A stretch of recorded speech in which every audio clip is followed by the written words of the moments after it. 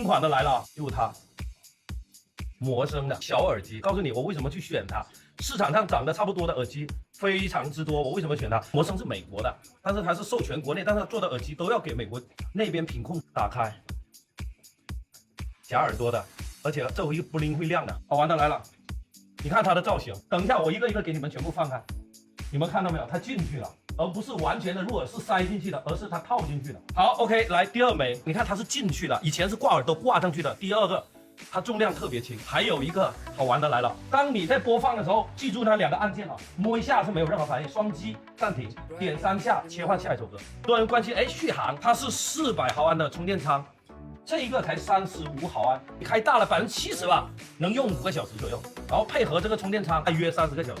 听好了哈，就只有在我直播间买才有啊。给大家加到3年的质保，3年以内电池如果不耐用的话，给大家换。记住啊，7天无理由，你拿过去以后也能退，这他妈叫售后。